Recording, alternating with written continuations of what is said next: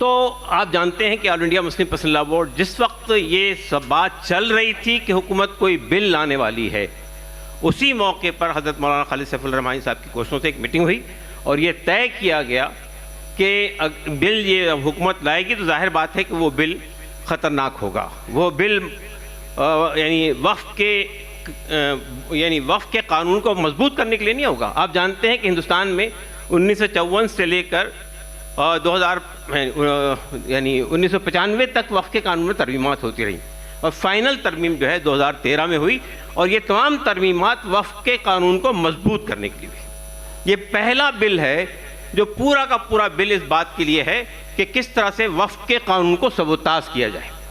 मैं ये बात कहना चाहता हूँ कि किसी के जहन व गुमान में ये बात नहीं होनी चाहिए कि ये 44 तरमीमात जो आई हैं इनमें से कुछ तरमीमात अच्छी हो सकती हैं, इसलिए कुछ अच्छी और कुछ बुरी की इस तमीज़ में जाइए। ये पूरा बिल बदनीयती मबनी है। ये पूरा बिल वफ़ की जायदादों को सबूताज करने के लिए लाया गया है। इसलिए हम यही बात पर्सनल लॉ बोर्ड तरफ से कह रहे हैं और सब लोग ये कह रहे हैं, हम पूरे बिल को कुलियतन मुस्तरद करते हैं। तो ये एक पहलू है कि हम अपने ईमेल भेज रहे हैं। दूसरी कोशिश हमने यूनिफॉर्म सिविल कोड के वक्त भी की थी कि हमने ये बात कही कि जब यूनिफॉर्म सिविल कोड का मसला आता है तो मुसलमान खड़े हो जाते हैं। ऐसा लगता है कि यूनिफॉर्म सिविल कोड का मसला सिर्फ हमारा मसला है। हमने ये बात सोची कि नहीं, हमें दूसरी अक़वाम से बात करनी चाहिए। चुनांचे हमने ईसाइयों से बात की, हमने सिखों से बात की, हमने दलितों से बात की, हमने ट्राइबल से बात की, हमने बुद्धिस्टों से बात की और दिल्ली में एक राउंड टेबल मीटिंग करी पर्सनल लॉ बोर्ड के प्लेटफॉर्म से और ये समझाया लोगों को कि पहला टारगेट हम हो सकते हैं, लेकिन यूनिफॉर्म सिविल कोड बुनियादी तौर पे इस मुल्क में हर अलग हैसियत और अलग शनाख्त को ख़त्म करने के लिए लाया गया है, हिंदू के अलावा।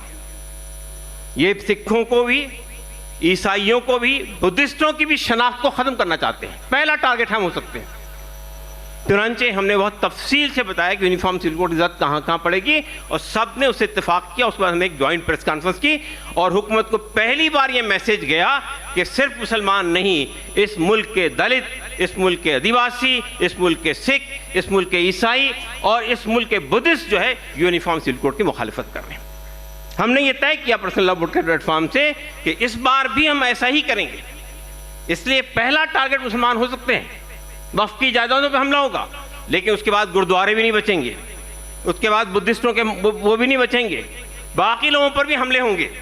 तो हम अब चूँकि हमारी एक उन लोगों के साथ में उनकी बड़ी लीडरशिप साथ में, आप जानते हैं कि हमने अमृतसर का दौरा किया था, हमने जो है अकाल तख्त के सरबराह से मुलाकात की थी, हमने ईसाइयों के बड़े बड़े आर्की बिशप से और उनसे मुलाकात की थी। सब ने इसे इत्तेफाक किया कि हर तबका टारगेटेड है और हम सबको मुत्तहिद होना चाहिए और हमारे दरमियान इत्तेफाक हो गया कि इन तमाम मामलात में हम मुत्तफ़िक़ा तौर पे आवाज़ उठाएंगे। इंशाअल्लाह अज़ीज़ बहुत जल्द हम दिल्ली के अंदर एक प्रोग्राम ऐसा करने वाले हैं जिसमें ये तमाम अक़लियती मज़ाहिब के लोग और इवन हिंदुओं के वो लोग भी जिनके मठ है और जिनकी बहुत सारी चीज़ें, उन सब को जमा करके इस वफ़ बिल की मुखालफत में मैदान में आएंगे।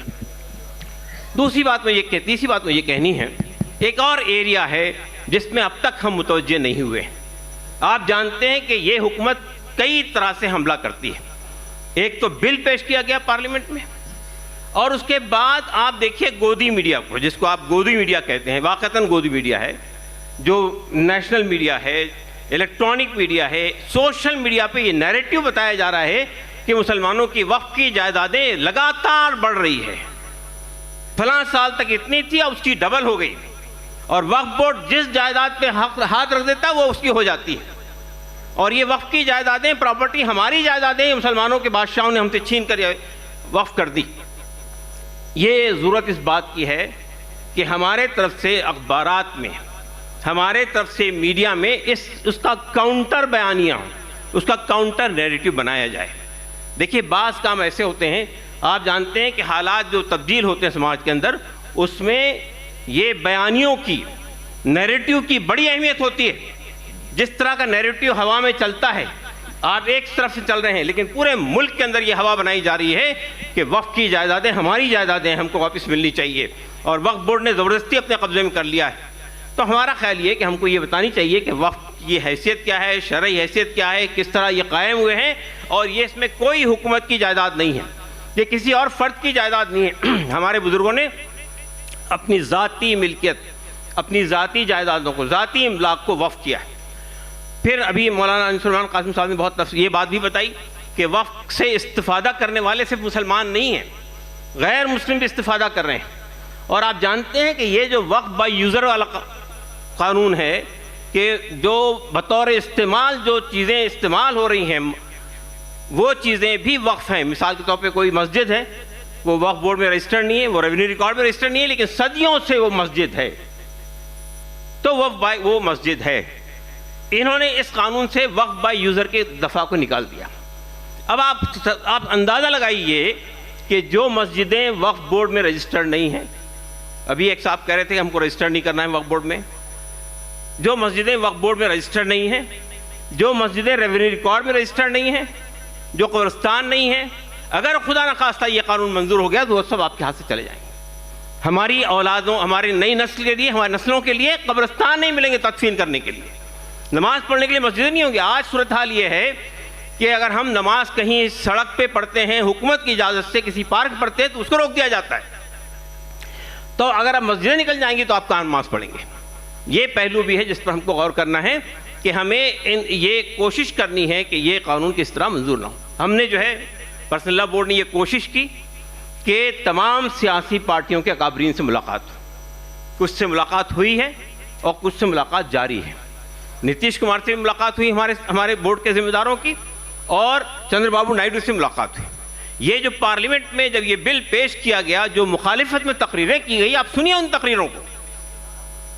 आपको याद होगा कि 1985 में जब शाहबानू वाला मसला आया था, उस वक्त पार्लियामेंट में जो तकरीरें मुसलमान यानी तलाक से मुतालिक, नफ़क़ा से मुतालिक, इस्लाम की तायद में पेश की गई, वो मरकतुल्लाह तकरीरें थी और गैर मुस्लिमों ने की थी। तो ये काम भी बहुत अहम है कि हम समझाएं लोगों को, इन लोगों को समझाएं जो पार्लियामेंट में बोलते हैं, और बड़ी अच्छी तकरीरें हुई हैं। और अब हमारी कोशिश ये है कि जो इनके हलीफ जमातें, आप जानते हैं कि ये बिल, अगर ये 4 हलीफ जमातें, चंद्रबाबू नायडू यानी टीडीपी, नीतीश कुमार जेडीयू, चिराग पासवान और जयंत चौधरी, अगर ये 4 सिर्फ हमारे बात से इत्तेफाक कर लें तो ये बिल मंजूर नहीं हो सकता। ये हुकूमत इस बार कमज़ोर हुकूमत है, याद रखिएगा आप। ये पिछले 2 बार की जैसी हुकूमत नहीं है, ये बेसाखियों पे खड़ी हुई हुकूमत है। अगर एक बेसाखी भी ने साथ दे से इनकार कर दिया तो ये हुकूमत लुढ़क जाएगी। और ये बात भी आप समझने की कोशिश कीजिए कि ये हुकूमत को जल्दी है। ये जो बिल आया है, इस बिल के बारे में जो उसके चेयरमैन साहब हैं वो बार बार ये कह रहे हैं कि हम विंटर सेशन में इसको जेपीसी की रिपोर्ट पेश कर देना चाहते हैं। तो ये क्यों जल्दी कर रहे हैं? इसलिए कि इस हुकूमत को इस बात का अंदेशा है कि ये हुकूमत किसी वक्त भी गिर सकती है। ये अभी हरियाणा के इलेक्शन हो रहे हैं, कश्मीर के इलेक्शन हो रहे हैं, महाराष्ट्र के इलेक्शन हो रहे हैं। इनके नतायज के बाद आप देखिएगा ये हुकूमत की बेसाखियाँ हिलनी शुरू हो जाएगी। इसलिए ये हुकूमत पे दर पे कई ऐसे फैसले कर रही है, जिसमें से अभी एक फैसला आरएसएस पर जो पाबंदी थी सरकारी मुलाजमीन की, वो ख़त्म की गई है। तो ये मत समझिए कि ये बहुत तफसील से लेके जाएंगे।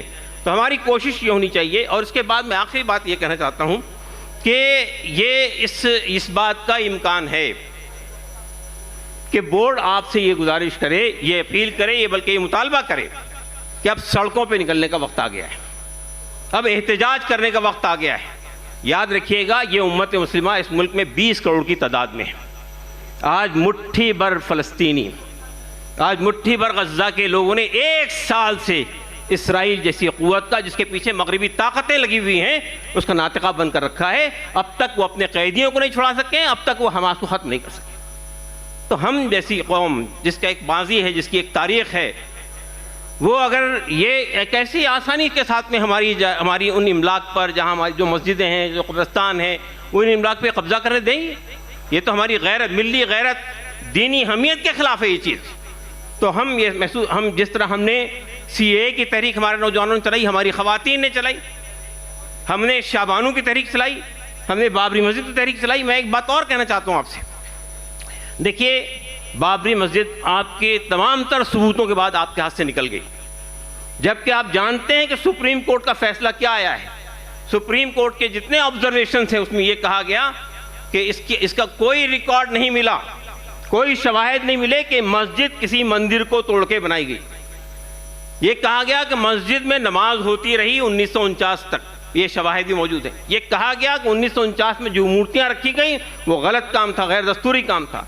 ये कहा गया कि मस्जिद को जो शहीद किया गया था वो गलत काम था, गैर दस्तूरी काम था, मुजरिमाना काम था। इस सब के बावजूद मस्जिद जो है दूसरों के हाथ में दे दी गई। क्यों? इसलिए कि हम मुसलमानों ने हमेशा ये कहा था कि हम मुल्क के दस्तूर, मुल्क के कानून के खिलाफ नहीं जाएंगे, हम उसकी पाबंदी करेंगे।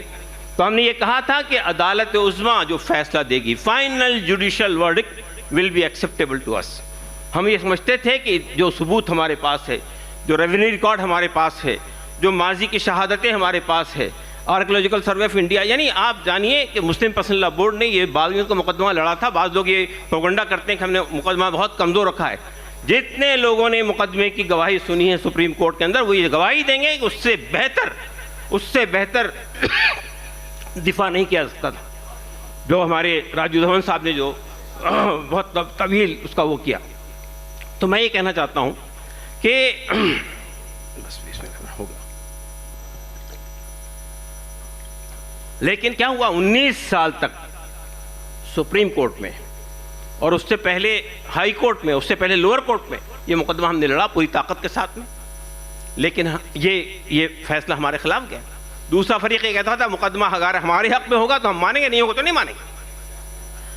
इसके बाद आप जानते हैं कि हमारे मुल्क में मस्जिदों से मुताल्लिक कानून है एक, जो 1991 मंजूर किया गया था कि 15 अगस्त 1947 को जिस इबादतगाह की जो हैसियत थी वाला हाल ही बाकी रहेगी।